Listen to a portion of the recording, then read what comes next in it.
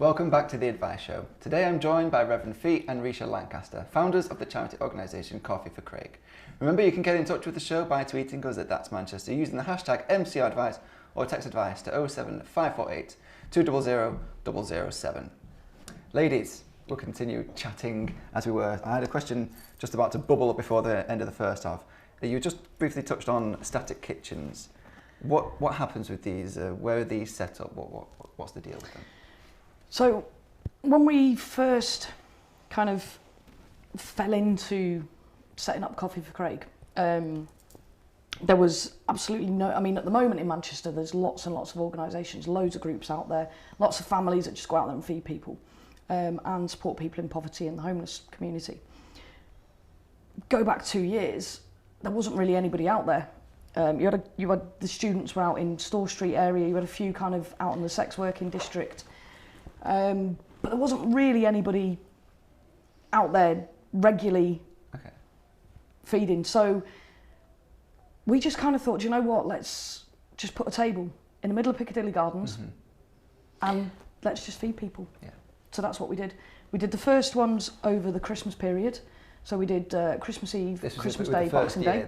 Yeah, this was 2013. Yeah. So that was a December. And then we started on the 16th of January 2014. And we've been there every Sunday, Monday, Tuesday ever since. Every week? Never missed. Oh, yeah. Yep, never ever missed one. Storms, we were there in the torrential hurricane. rain. Really? Yeah, we were there in the hurricane. That was fun. Oh, God. Yeah. Damp sugar most weeks, to be fair. It's Manchester after all. That's true. Yeah, so yeah, and we literally just stand right opposite Morrison's and Nando's, 2 tables, one with hot drinks, one with food, and we just feed people. And what started off with maybe 30 to 40 people is now over 140, 150 people every time. Every time? Every time. Week? Yeah. Wow. Yeah. Week. So we feed in excess of 500 a week. Probably. But because we started then, I think that corner's sort of become a bit of an attraction for people to set up as well. Because we've got, on a Wednesday, the Myriad Foundation and Can also set up and feed there. Next to you? They go on a Wednesday now. Oh, right, okay. Because we're Sunday, Monday, Tuesday, they do a Wednesday. And then I think quite a lot of most of the week, there's other groups. There's another group who come around at 9:30 now. There's so many people that come and feed, which is absolutely brilliant because it's the mass empathy of and the mass conscience of people who want to help, who see that people are suffering and hungry and need, out there begging or haven't got a house or have got a house and can't afford to feed themselves. So people want to help, people see it and they want to help, which is absolutely amazing, isn't it? It's not just homeless people, we have families. Yeah. Especially on a Sunday when the children haven't been to school and had their school dinners.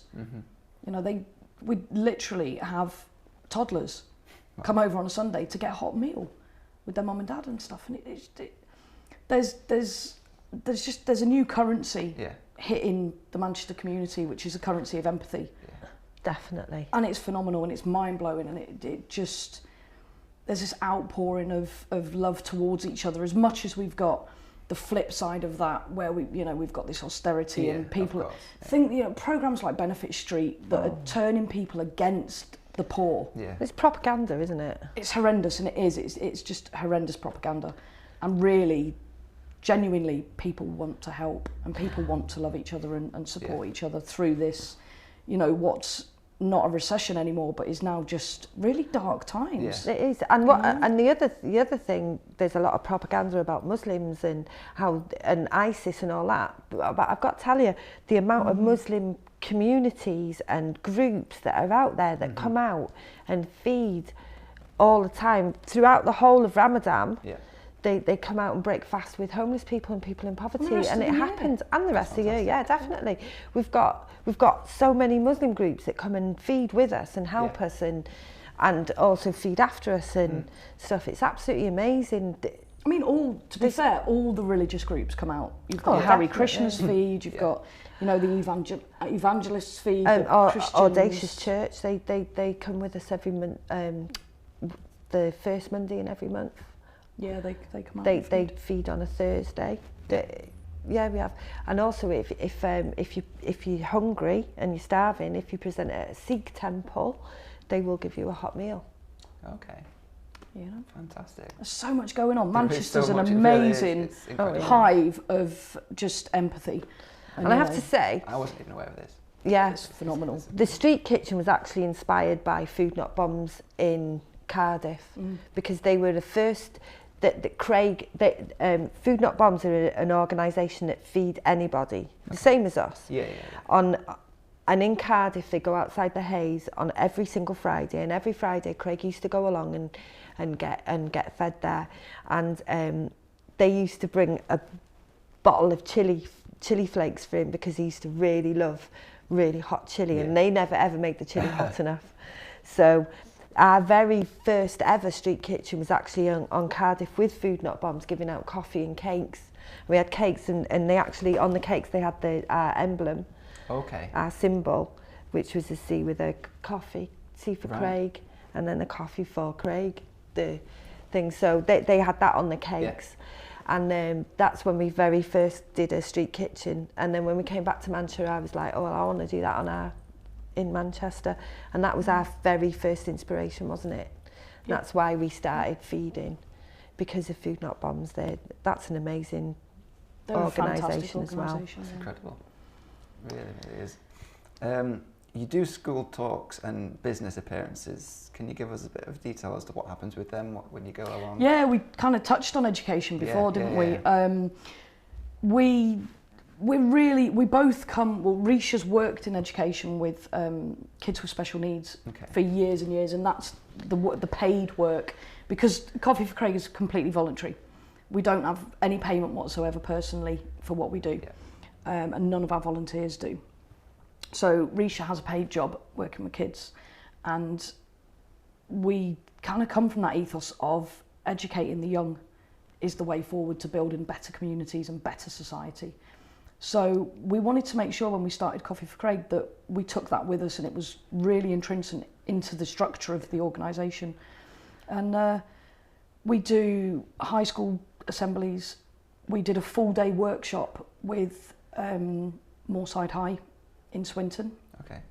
We did a full day where we did arts, we did poetry, we did creative writing, we did some building workshops, we did a food bank workshop, we created a game called Judge Me, where we had the kids go around and actually put labels around our volunteers' necks. Okay. What we didn't tell them was that half of our volunteers were actually either currently homeless or had been homeless. Right, okay.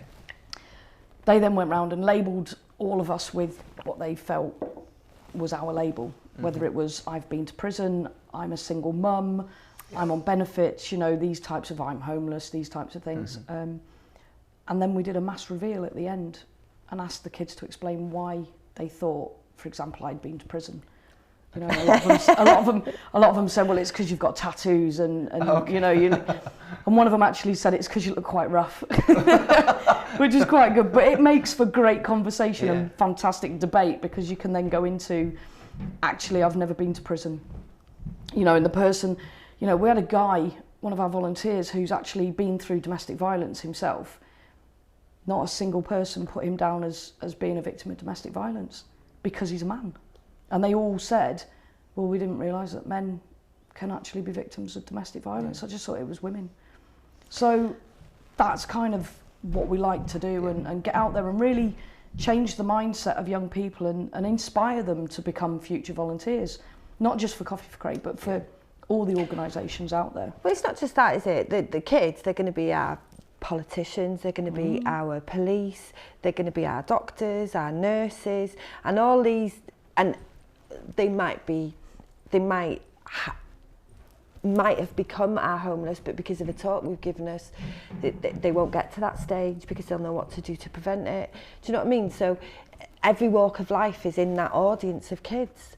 So if we can somehow inspire them to help or know where to go for help, then that hopefully will make our world a better place in the future, because that's our world in the future, right there in their hands, you know. Next generation, baby. Yeah. Well, exactly. Exactly. Absolutely, and they're right. the ones who are going to look after us, and they're the ones who are going to shape the world to come and make it, hopefully, a better place to be. Yeah. Let's hope so.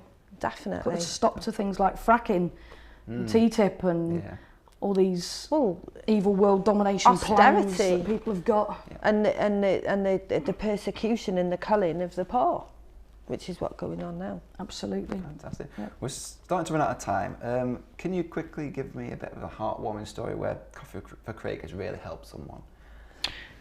There's so many. My mind always goes blank with this one. No, I can think of so many people. There's been so many people whose lives we've saved. We had one guy who collapsed at a street kitchen, and we ended up having to give a heart massage, CPR. Yeah. And he Don't actually do it the way she does it though. No, yeah. Well, no, you do. You go ooh. And if we hadn't have intervened, he would have died. He died twice in the ambulance. There's our very first lady client. She was the first person that we came across, and she actually wouldn't. She had bilateral pneumonia. Yeah. We found her locked behind a shutter door by Starbucks in Manchester Market Street. Yeah. And we actually got her out. Wow. And she went into a coma for 2 weeks, and the doctor actually told you if we hadn't have got her, then she would have died. There's one of our guys that we've housed twice, and he was estranged from his family, and we got him back in touch with his family. Sorry. We've run out of time. Have we really run out of time? Yeah, it's gone so quick. Honestly, I've only been on here 5 minutes. Talk a glass eye to sleep. Thank you so much for coming on the show. Oh, thank you for having me. That is all we've got time for.